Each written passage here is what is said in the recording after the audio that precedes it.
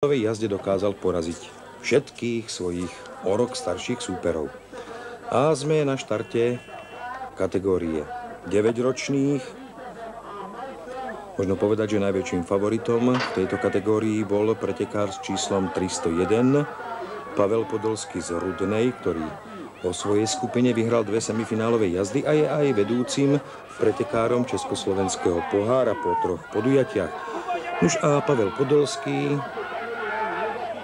povesť favorita a nevďačnú úlohu favorita splnil na 100%. Vyhral v tejto finálovej jazde pred Bobekom a Paďarkom.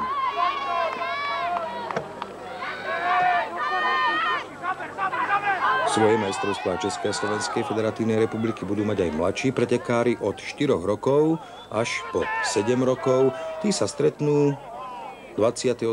októbra v Jablonovom na Záhorí na svojich majstrovstvách Českej a Slovenskej federatívnej republiky. Zároveň to bude aj 5. kolo seriálu majstrovstiev Československa.